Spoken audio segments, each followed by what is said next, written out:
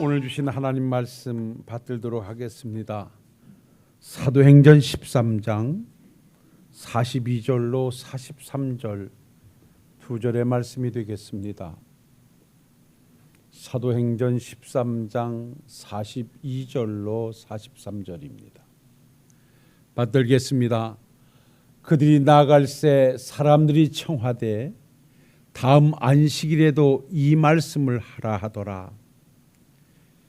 회당의 모임이 끝난 후에 유대인과 유대교에 입교한 경건한 사람들이 많이 바울과 바나를 따르니 두 사도가 더불어 말하고 항상 하나님의 은혜 가운데 있으라 권하니라. 아멘.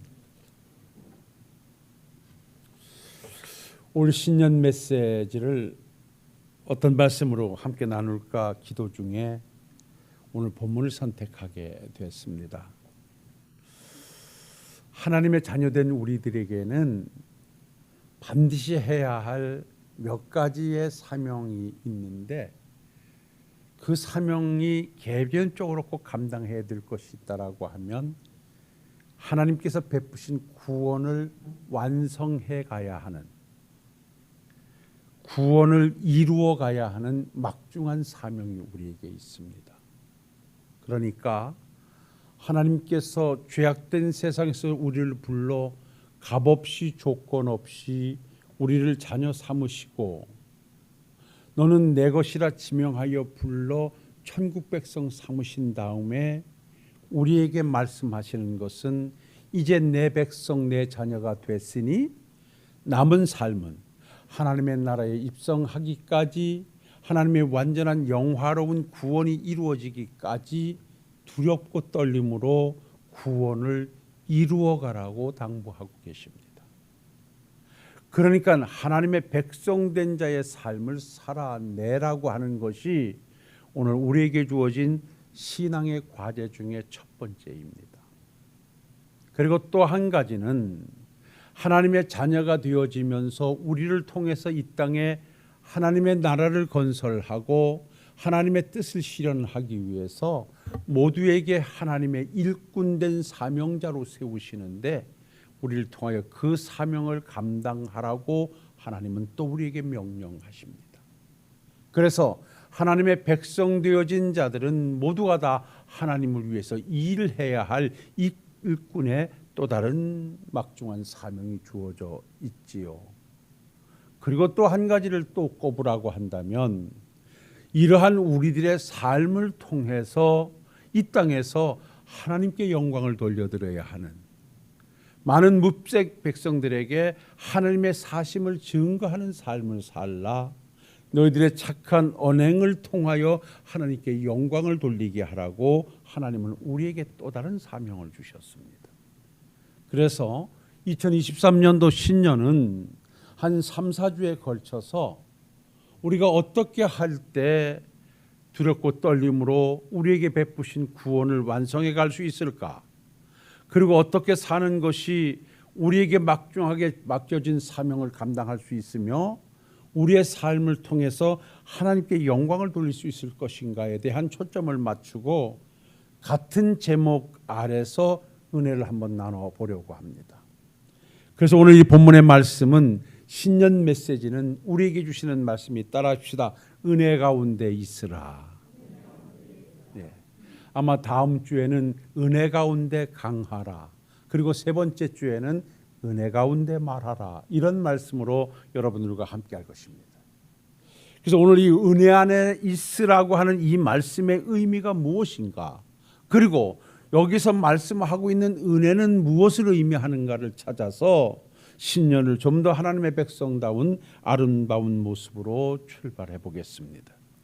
오늘 이 본문의 말씀을 우리가 이해하려고 하면 이 말씀 전에 베풀어졌던 시행되어졌던 상황들을 우리가 좀 살펴봐야 되는데 하늘 보좌를 버리고 이 땅 오셔서 구속의 역사를 이루신 주님께서 십자가에 죽어 우리의 죄를 속죄해 주시고 부활하시어서 믿는 우리에게 의롭다함을 선언하시고 난 이후에 40일 동안 이 땅에 계시다가 하나님의 나라로 승천하시면서 약속하셨던 보혜사 성령을 보내주셨습니다.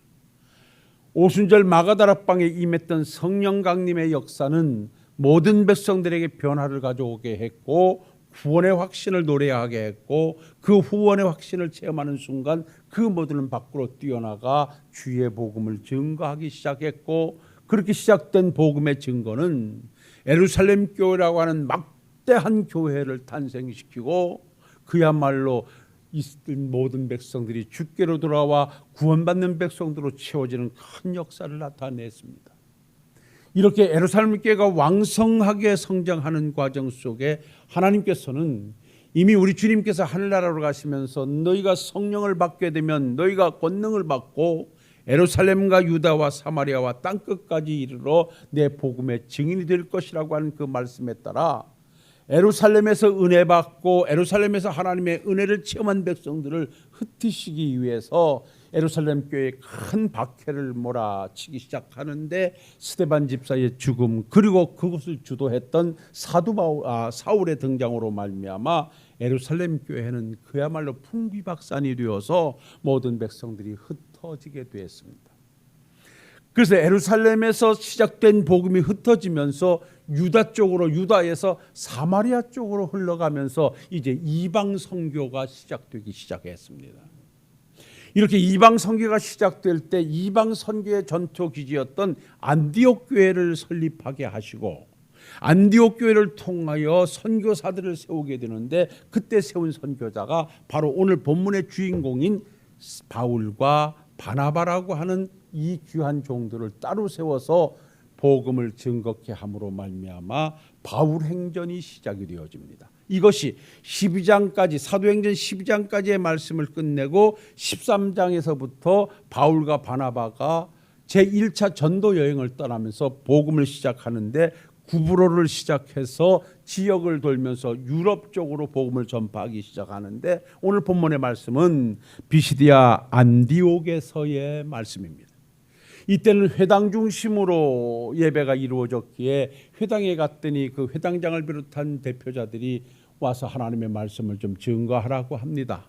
그래서 13장을 보면 사울이 복음을 증거하기 시작하는데 하나님께서 이스라엘 백성들을 출애굽시키시고 광야를 거쳐 가나안 땅에 들이셨던 이 모든 사건들을 전제하면서 거기에서 구속사적인 측면에서의 하나님의 구원을 말씀하면서 이제는 율법으로는 구원을 받을 수 없고 우리를 이 땅에 위해서 오셨던 예수님의 십자가의 보혈을 믿는 믿음으로 말미암아 의롭게 되어지는 것이라고 그리고 예수 안에 구원이 있음을 역설하고 말씀을 선포하게 됩니다.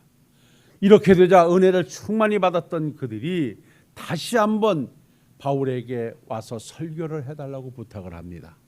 그 부탁을 받은 사도 바울이 말씀을 증거하고 오늘 본문 말씀에 그들을 향하여 한 가지 당부하는 말씀이 있는데 그것이 바로 오늘 주신 43절의 말씀입니다. 이 말씀을 보면 회당의 모임이 끝난 후에 유대인과 유대교에서 입교한 경건한 사람들이 많이 바울과 바나바를 따르니 두 사도가 더불어 말하고 항상 하나님 은혜 가운데 있으라. 그러니까 하나님의 말씀을 받고 은혜를 받고 죄사함을 얻고 천국 백성 되었음을 노래하는 그들을 향하여 마지막에 당부하는 말이 은혜 가운데 있으라는 것입니다.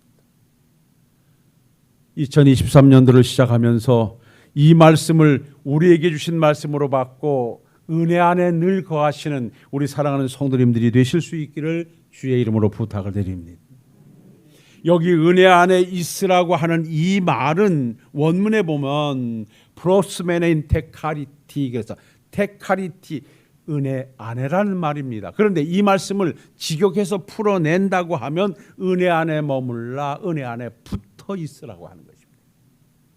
그러면 여기서 우리가 이 말씀을 한번 쪼개어서 은혜를 받아본다고 하면 어떤 것에 우리가 붙어 있어야 되느냐? 은혜라고 하는 것입니다. 이 은혜는 무엇을 말하는가?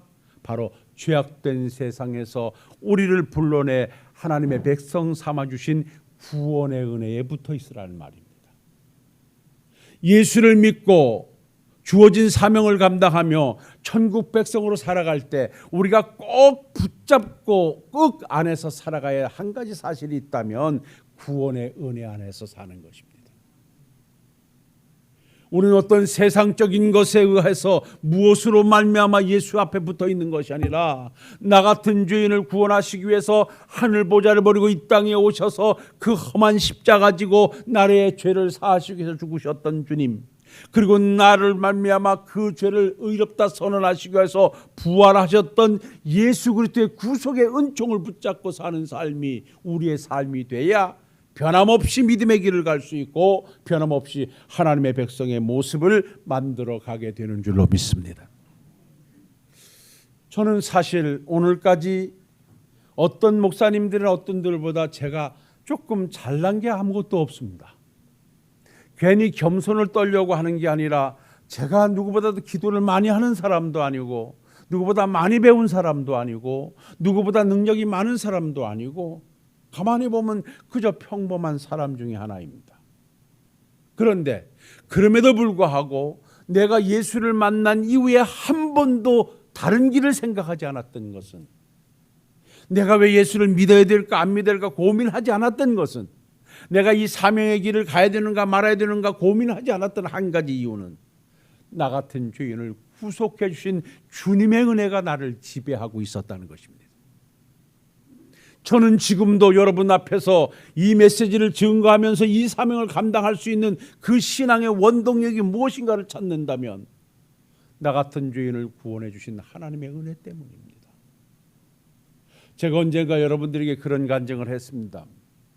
제가 신학교를 처음 입학해서 우리 처음 학생들이 만났으니까 자기소개를 하면서 소명의식을 말합니다. 어떻게 신학생이 되어서 신학교에 들어오셨는가, 어떻게 하나님의 종이 되려고 이 자리에 있는가라고 하는 소명의식을 이야기하는데, 저는 대산에 있는 우리 최민수 목사하고 저 뒷자리에 앉아서 있었습니다.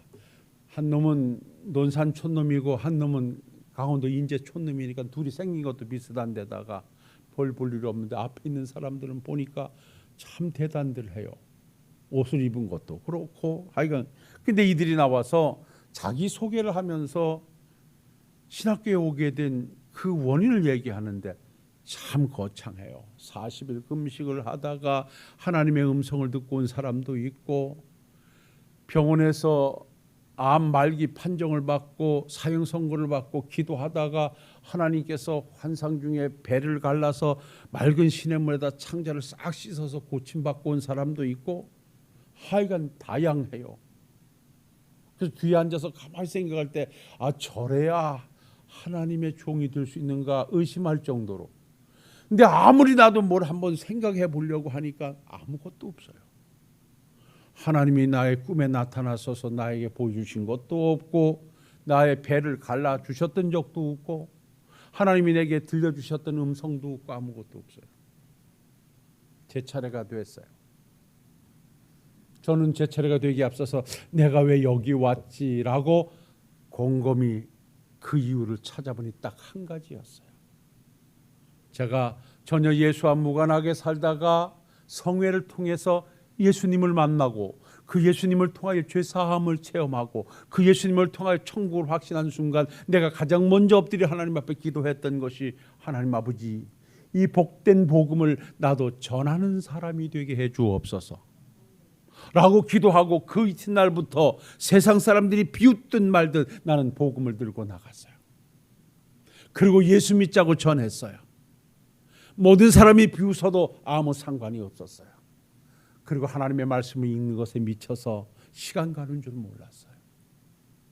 그리고 나니까 내가 왜 신학교에 왔는가 하는 단 이유는 나 같은 죄인을 구원해 주신 그 하나님의 은혜가 감사해서, 이 사실을 증거하고자 하는 열정에서 내가 여기에 왔노라.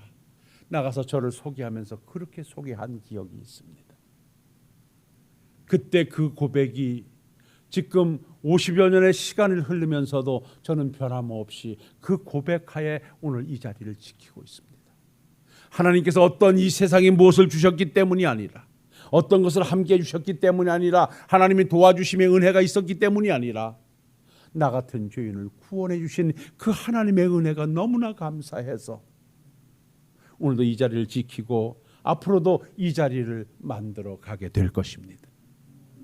사랑하는 성도 여러분, 하나님께서는 지난 한 해 동안 여러분들의 어려운 모든 상황 속에서 이렇게 저렇게 도와주시의 손길을 통하여 여기까지 오게 하셨고, 우리는 한 해를 에베네셀로 마무리할 수 있었습니다.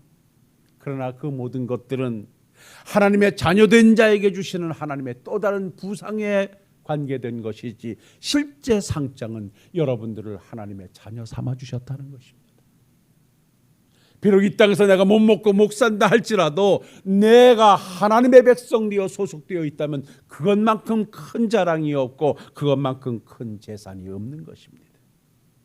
오늘 사도 바울이 이 비시디아 안디옥 성도들에게 은혜 받고 어떻게 해야 되냐고 묻는 그들을 향하여 주의 은혜 안에 있으라고 말씀하고 있는 것은, 너희들이 하나님의 백성 되었으니 하나님께서 백성 삼아주신 구원의 은혜를 붙잡고 변함없이 믿음의 길을 가라고 당부하고 있는 것입니다.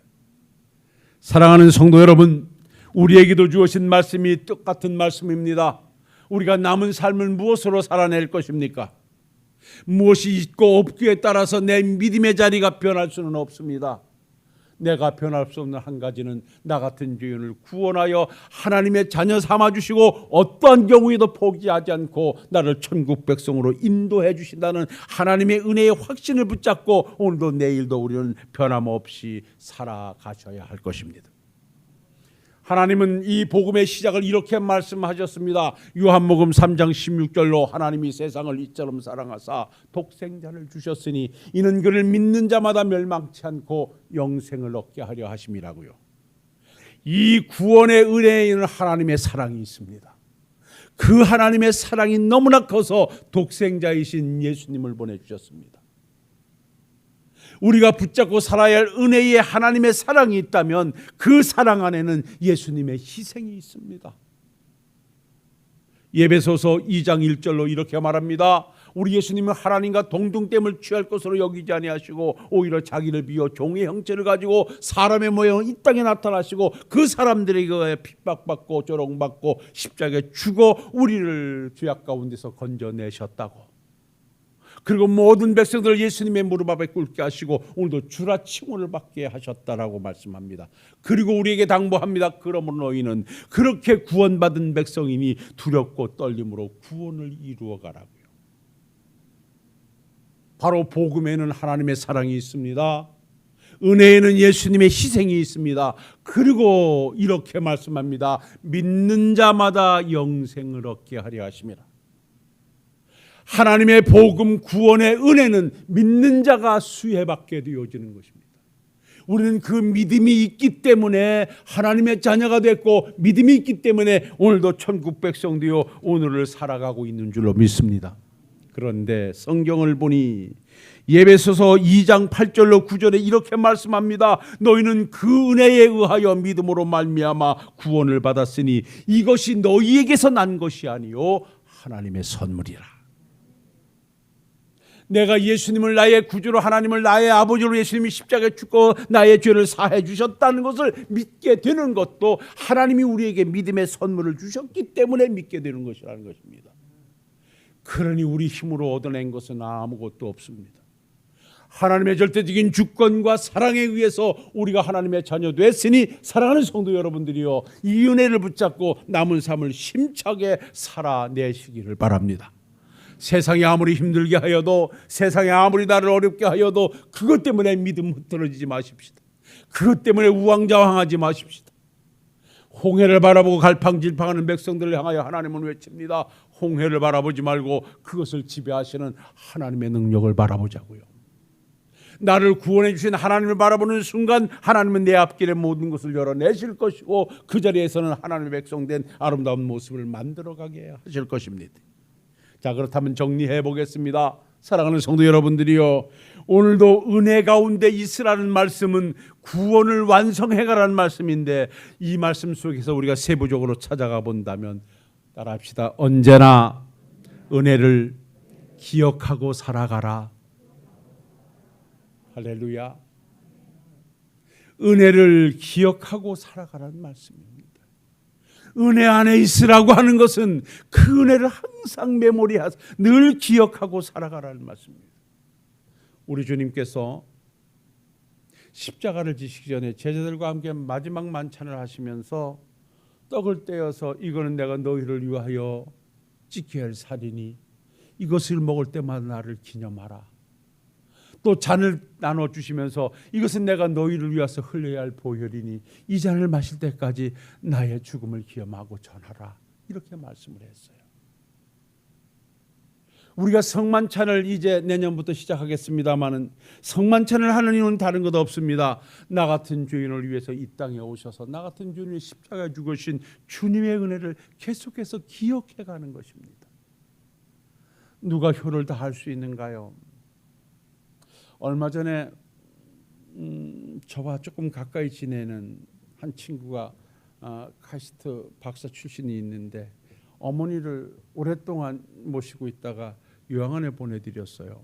그리고 엊그저께 돌아가셨는데 그전에 늘 그래요. 늘 힘들어해요. 그래서 어떻게 해야 되겠습니까? 늘 뭐 부탁을 하면 제가 함께 대화를 하면서 함께 나눈 대화가 있습니다. 너도 어머니가 계시고 나도 어머니가 계신데 연세가 들어 이제 점점 아이와 유아틱하게 변해가시는 부모님 앞에 우리가 변함없이 아들의 모습을 갖출 수 있는 유일한 길은 다른 것 없다. 저분이 내 어머니시라는 것이다. 저분이 나를 낳아주셨고 어린 나를 길러내신 어머니라는 사실을 잊지 않으면 어떤 어려움도 어려움이 아닐 것이다. 나와 동등한 위치에서 내 어머니가 왜 이러지라고 생각하는 순간 아들의 모습은 상실하게 될 것이다. 그러니 어머니가 나를 낳아주신 은혜를 잊지 않는다면 자식의 모습은 변함없을 것이다. 이런 대화를 나눈 적이 있어요. 바로 이것입니다. 왜 우리를 은혜 안에 머물러 있으라고 합니까? 우리가 변함없이 하나님의 백성된 모습을 가지고 환난과 핍박 가운데서도 서름과 억압 가운데서도 변함없이 가려고 하면 우리 하나님께서 나 같은 죄인을 구원해 내시려고 예수님을 이 땅에 보내주시고 예수님이 나를 위해 십자가에 죽어주셨다는 이 사실을 늘 기억하고 살아가라는 것입니다. 사랑하는 성도 여러분, 어떤 경우에도 다른 것 기억하지 마시고 나를 살려내시기 위해서 이 땅에 오셔서 구속의 역사를 이루신 주님을 기억하고 그래서 은혜 안에 머물러 살아가시는 우리 사랑하는 성도님들이 되시기를 주의 이름으로 부탁을 드립니다. 또 여기 은혜 안에 있으라고 하는 말씀의 또 다른 의미는 뭔가요? 이것은 주님과 연합해 살라는, 주님과 연합해 살라. 사도행전 11장 22절로 24절에 보면 예루살렘 교회를 향하여 바나바를 안디옥까지 보내고 그들이 하나님을 기뻐하는 모든 사람들에게 당부한 한마디가 주와 함께 머물러 있으라 그랬습니다. 여기 주와 함께 머물러 있으라고 하는 말은 다른 것 아닙니다. 주님과 연합된 삶을 살아라. 예, 은혜 안에 있으라고 하는 것은 다른 것 아니에요. 세상 어떤 것 짝하지 말고 세상 어떤 것 짝하려고 찾아다니지 말고 오직 주님을 내 짝으로 삼고 주께 붙어 있어라. 그러면 주께서 공급해 주실 것이다라고 하는 거예요. 그래서 요한복음 15장을 통하여 이렇게 말씀합니다. 내 안에 거하라. 너희도 내 안에 거하라. 내가 아버지 앞에 가지된 자로 붙어 있기만 하면 원주기를 통하여 필요한 것을 공급할 것이라고 말씀하고 있습니다. 성도의 아름다운 삶, 변함없이 믿음의 길을 가며 이 땅에 하나님의 사심을 증거할 수 있는 방편이 있다면 그것은 무엇일까요? 언제나 주님과 연합된 삶을 사는 것입니다. 이것이 바로 은혜 안에 있는 것입니다. 그리고 마지막 한 말씀을 더 한다면 따라합시다. 주를 위해 살아가라. 네, 그렇습니다. 은혜 안에 있으라고 하는 이 말씀을 가지고 와서 키워낸다고 하면 다른 것 아닙니다. 주를 위해 살아가라는 것입니다. 주님의 은혜를 기억하고 주님과 연합해 살면서 어떻게 하든 이제는 주의 자녀 됐으니 주를 위해 살아가라는 것입니다. 성경은 말씀합니다. 사도 로마서 14장 8절에 우리가 살아도 주를 위하여 살고 죽어도 주를 위하여 죽나니 그러므로 사나 죽으나 우리는 주의 것이로다. 하나님의 은혜로 주의 것이 되어진 우리들, 주의 것이라고 하는 것은 하나님의 자녀가 됐다는 것입니다. 하나님의 소유가 됐다는 것입니다. 하나님의 자녀와 소유가 됐으면 당연히 우리는 그 주를 위해 살아야 할 의무가 우리에게 주어져 있는 것입니다. 그래서 우리로 하여금 은혜 안에 머물러 있으라고 당부하고 있는 것입니다.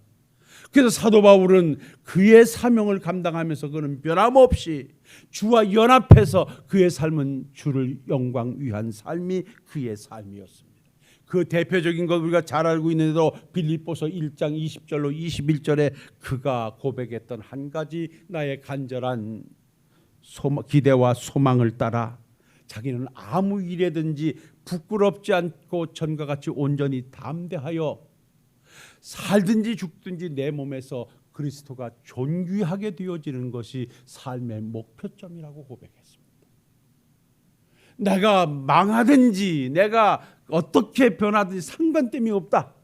내가 모욕을 당해도 상관이 없고 아무것도 상관이 없다. 그래서 나는 변함없이 나를 통해서 예수님이 존귀하게 되어진다면 그것만큼 좋은 것이 없다. 그래서 살아도 주의 유익을 위한만 살고 죽어도 그것이 주의 유익된 것이라면 죽는 것도 좋은 것이다라고 고백하며 사명의 길을 갔던 자가 바로 사도 바울입니다. 그러면서 우리에게 이렇게 당부했지요. 하나님의 백성 된 너희들은 이제부터는 너희 몸을 하나님이 기뻐하시는 거룩한 산 제물로 하나님께 드려가는 삶을 살아라. 하나님의 소유가 됐으니 하나님 앞에 온전히 들어가라. 그러기 위해서는 우리의 몸을 죄의 종에게다 맡기지 말고 하나님께 드려서 하나님이 사용하시기에 합당한 자들로 주 앞에 쓰임을 받아가라고 당부했던 것도 우리는 보게 됩니다. 그래서 우리의 지체를 불의의 병기로 드리지 말고 의의 병기로 하나님께 드려서 하나님의 나라를 건설하고 하나님의 뜻을 실현하는 일에 하나 되어 가라고 당부하시기도 했습니다. 사랑하는 성도 여러분, 지난 한 해 여러분들 정말 수고 많으셨습니다. 그러나 우리가 어떤 수고 앞에도 변함없이 가야 할 길은 신앙의 길이요 천국의 길입니다. 이 길을 올 한 해도 멋지게 살아내시기 위해서 이 신년을 통해 주신 하나님의 메시지, 은혜 가운데 있으라. 은혜 가운데 있으라. 구원의 은혜를 붙잡고 살아가라. 구원의 은혜를 기억하고 살아가라. 구원의 은혜를 감사하며 살아가라. 구원의 은혜로 주를 위해 살아가라고 하는 이 당부의 말씀을 부여잡고 올 한 해도 변함없이 하나님의 백성의 모습을 갖추어서 하나님께 영광 돌려 살아내시는 우리 사랑하는 성도님들이 다 되시기를 주님의 이름으로 축원합니다. 축원합니다. 사랑과 은혜가 충만하신 아버지 하나님, 오늘도 신년 메시지 가운데 은혜 가운데 있으라는 하나님의 말씀을 우리에게 허락하시니 참으로 고맙고 감사합니다. 아무 이유도 조건도 없이 우리를 자녀 삼아주신 은혜, 그 은혜 안에 머물러 구원을 이루어가라는 이 말씀 앞에 우리 모두 하나 되게 하옵소서. 세상 일 때문에 믿음의 자리 놓치지 말게 해주시고, 세상 일 때문에 믿음의 자리 축소시키지 말게 해주시고, 이제 코로나로 빼앗겼던 믿음의 자리를 다시 한번 회복해서 은혜 가운데 있는 종이나 우리 식구들 되게 해 주옵시고, 은혜 가운데 있는 이 종들의 삶을 주관하셔서 올 한 해도 주의 은혜로 복을 받게 하옵소서. 예수님 거룩하신 이름으로 기도하옵나이다. 아멘.